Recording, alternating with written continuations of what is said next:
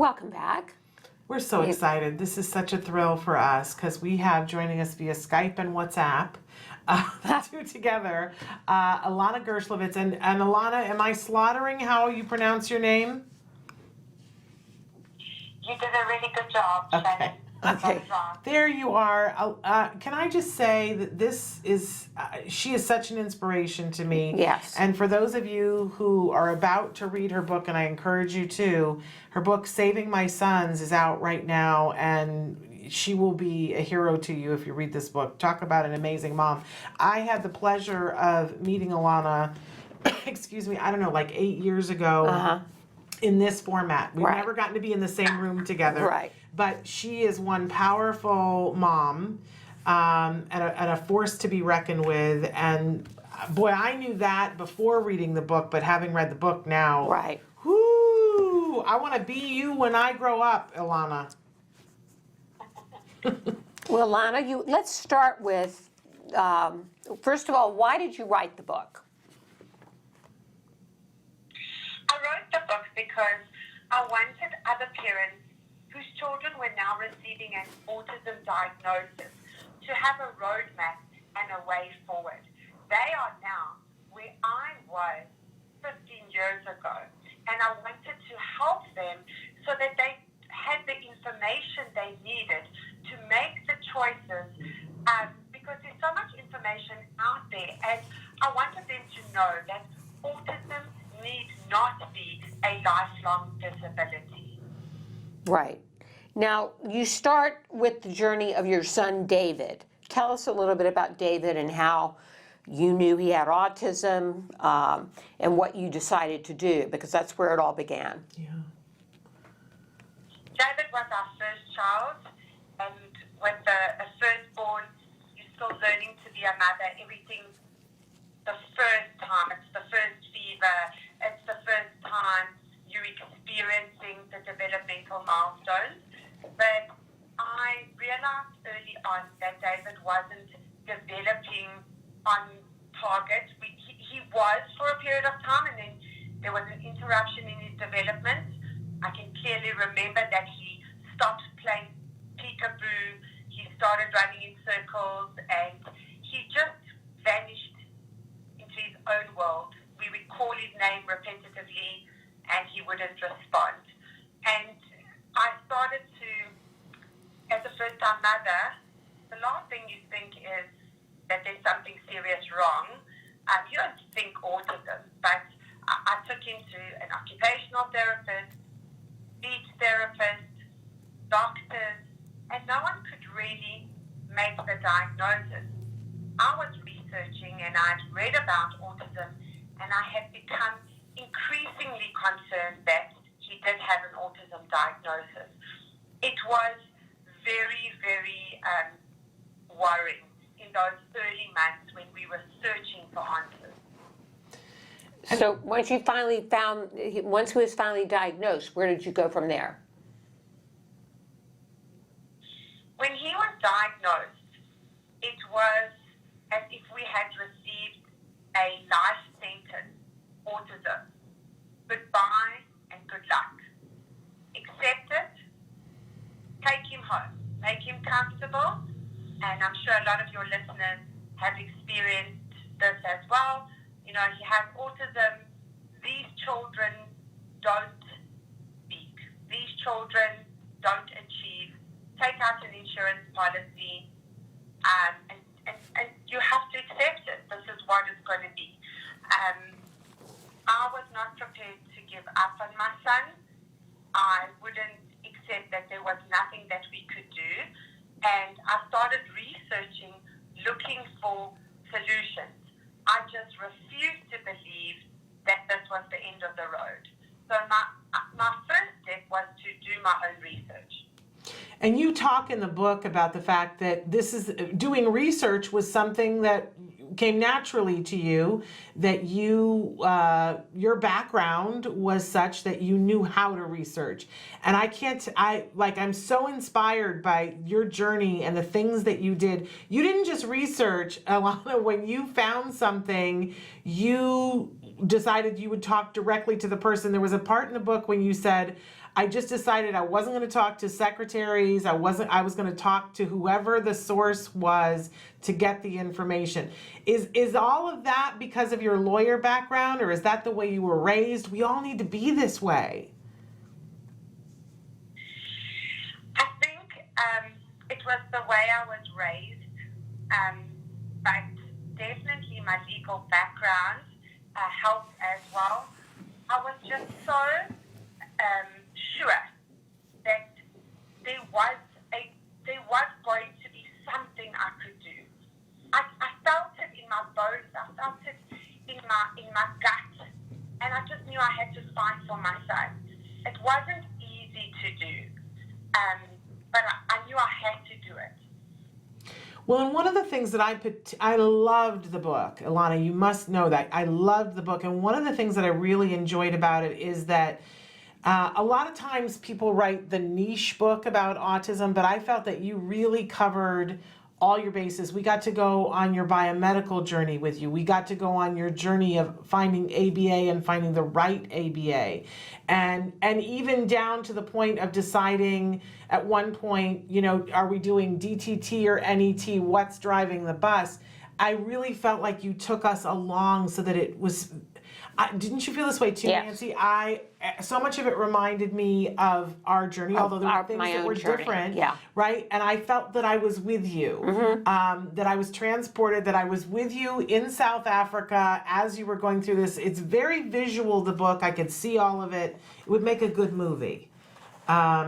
But you refused to give up on your son, David, even though you were pregnant with another child. And I can't imagine how tough that was, giving birth to the second child. But he, as Nancy said before we had you on, ended up being neurotypical. And then, of course, you had your third son. And shock of shock, we don't want to give the whole book away, but you ended up having to go through this twice. Tell us a little bit about when your second child was diagnosed, Ilana. When Aaron, who's my third son, was also diagnosed with autism, we were absolutely terrified. This time, we had 10 years of research under our belt. So we were really going to war with the right ammunition. I must say that I always explain to people, I have 3 boys.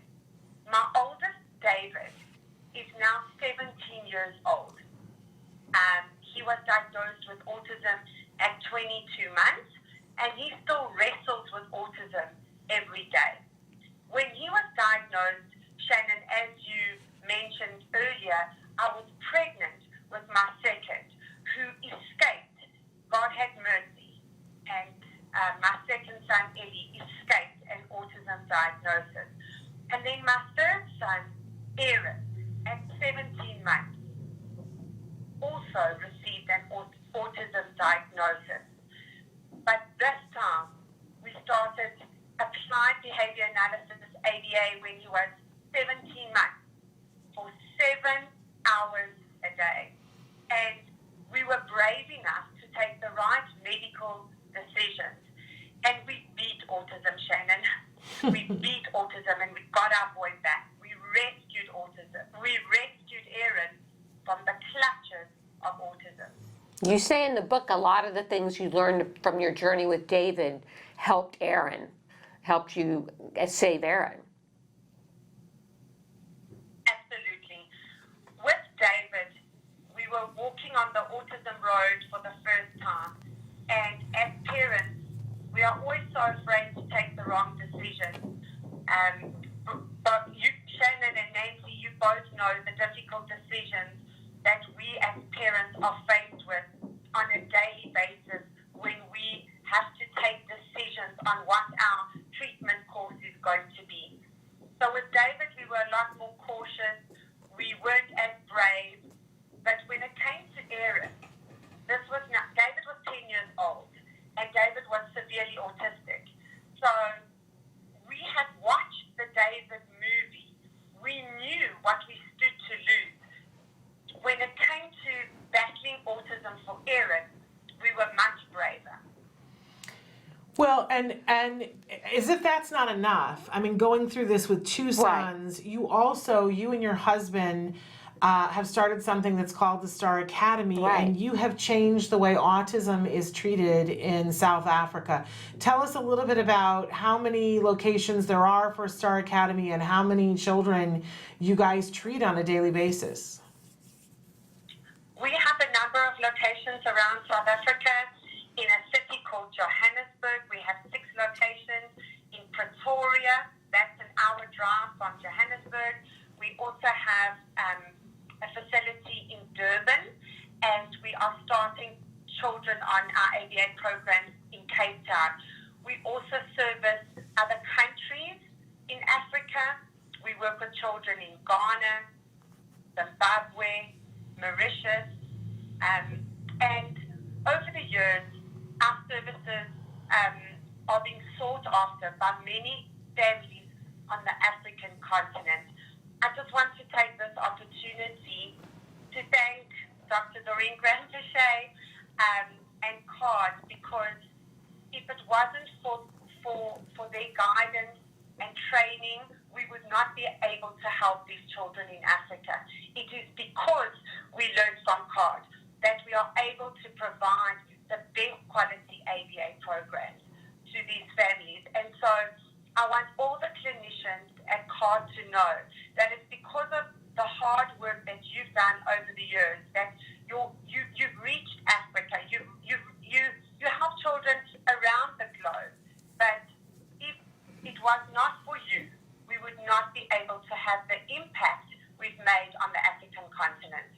That's great. Well, I'm sure that they will all appreciate hearing that. But I also want to point out that not only do you have the Star Academies, but that you also began a charity, the Canaries of Tembisa, because you found that there was a village that's very hard hit by autism, and there is no funding, there is no hope of funding, and you refuse to let those children languish. And so tell our viewers a little bit about your Canaries of Tembisa.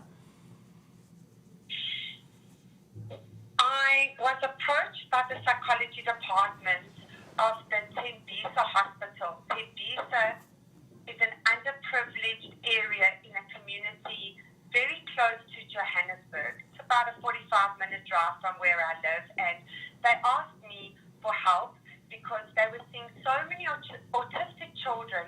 They were sending them home every day with no help. Their speech therapists, their occupational therapists weren't able to deal with the challenging behaviors. And Nancy and Shannon, these children were only granted 1 hour of speech therapy and 1 hour of occupational therapy once a month. So can you imagine this?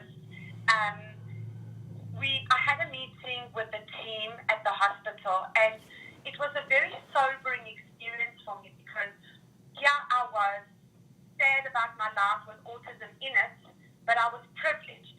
I had the finances, and I had what I needed, the support to give my children the best chance at life. And when I heard about the families and the mothers in Tembisa, it really touched my heart deeply, and I wanted to be very sure that we were going to help them, because we're talking about parents who are struggling to put food on their table, parents who don't live in a brick home. They live in we call them shacks. So they don't have proper running water.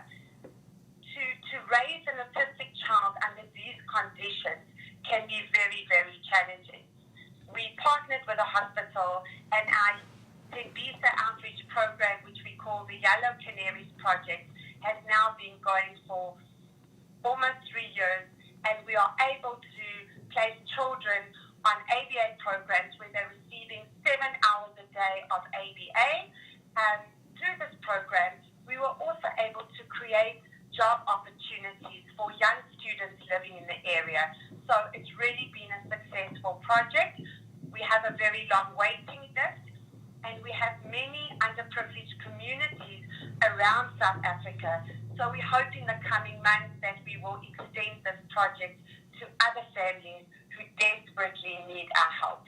That's amazing that you were able to pay it forward. The benefits that happened to your sons, that you were able to pay it forward and do this charity. Truly amazing. And you Ilana. can hear about this and so many other things in her book, Saving My Sons. It really is an amazing read. You won't be able to put it down.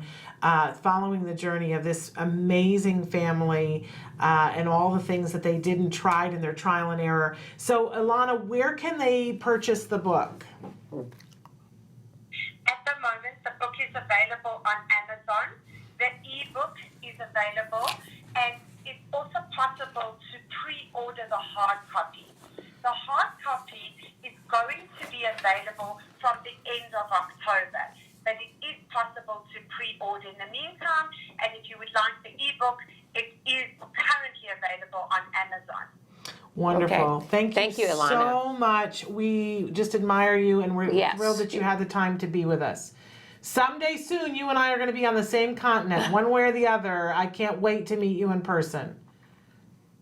Shannon, your show is amazing. We have so many families in South Africa that watch and that learn so much from you. You are an absolute inspiration. And Nancy, to speak to you today has been an absolute treat. You are a warrior mother. I cannot wait for the day that I'm sitting around the table having a coffee with both of you. Thank you for the opportunity, for being on your show today, and for hosting me. Thank you so much. Thank you, Ilana. Give our love to your entire family, okay?